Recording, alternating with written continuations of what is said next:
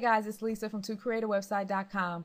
I am super excited today because I am learning more about theme development and manipulation, and I have just modified the original 2011 theme to have two more menus. One's going to be right here on top of the image and another one at the very top of the blog, and you will have the option of turning these menus on or off. So the first thing you're going to do is download the theme that I have modified. It's called the 2011 Child Theme, and the reason that I called it a child theme is because it's basically just a spin-off of the 2011 original theme. So it still uses the same functionality of that theme. It's just basically like a customized version. So you're like working from a backup of the original theme. And so you won't be editing the core files of the original theme, which is important when it comes to upgrades. So what you're going to do is download the file. It's called 2011 3-menu zip, and you're going to store it somewhere on your computer. Then you're going to log back in to WordPress, and you're going to go to Themes, then Install Themes, Upload, Browse, choose the folder 2011 3-menu zip, say Open, Install Now, and then Activate. And then you should see this in your WordPress dashboard. 2011 Child Theme, 3 menus by Lisa Irby. So now you're ready to go. Now let's look at the default theme. So right now this theme has one menu and it's controlled by your pages. So when you go to your admin panel and you go to your pages, these are the pages that are showing up in your menu right now. And any pages that have children, they show up as drop down. So history, our company, and our staff are children of the news page. So that's how the drop down is working. But what if you didn't want these links here? What if you wanted completely different links? Maybe links that are not on your blog. You would change that by going to the WordPress menu area. So we're going to go to Appearance and then Menu. And right now you see we have 3 menus. See, the default theme only has 1. I just added 2 more. So the primary menu is this menu here. And when you don't have anything selected, it's going to show your pages by default.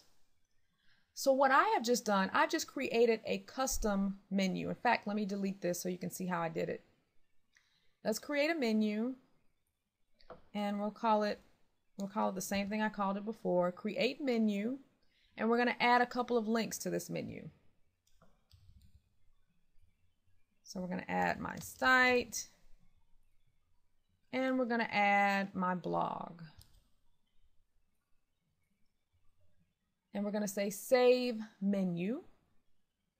So now for the primary menu, let's change it to the menu that I just created. So we're going to go to Lisa Sites, hit Save, go back to our blog, hit F5, and now you can see the menu just changed.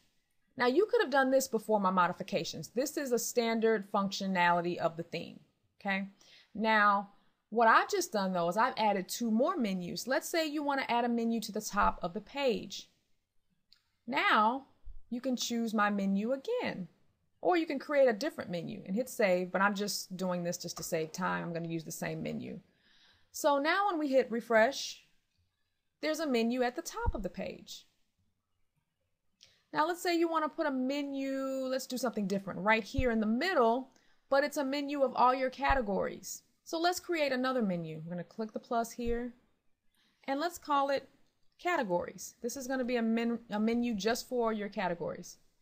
So we're going to say create menu, and so now we're going to add some categories to this menu. So we're going to scroll down, and we're just going to click some categories and say add to menu.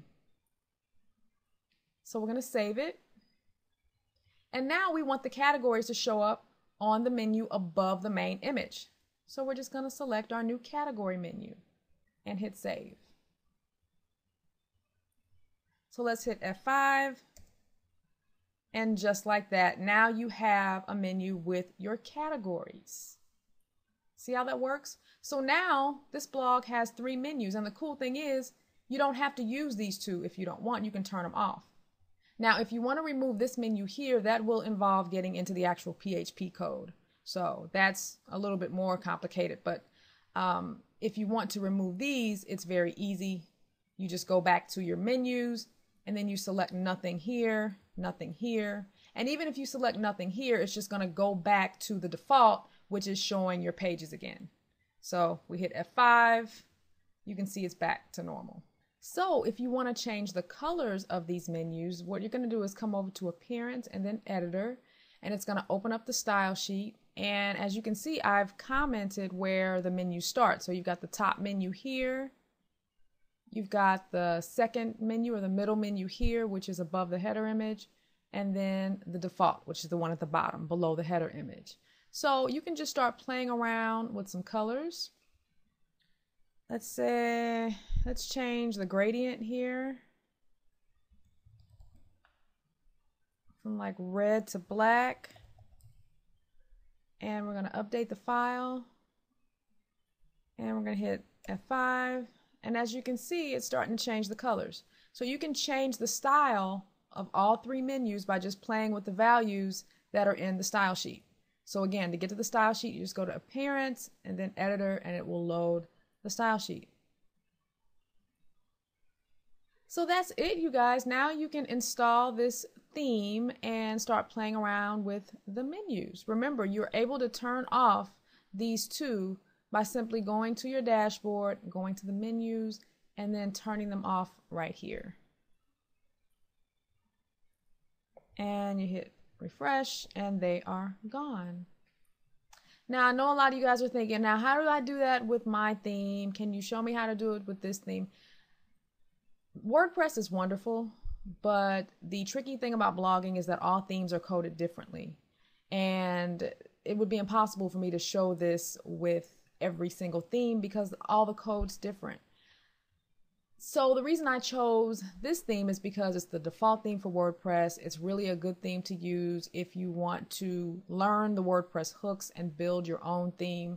There's really a lot of good tutorials out on the internet on how to manipulate this theme and make it even more robust and update the designs and add widgets to the header. So there's lots of support for this theme because it's the WordPress default theme. So that's why I used it, because I know everybody has access to this theme. So I hope you guys enjoyed this video. Thank you for watching, and I'll see you next time. Bye-bye.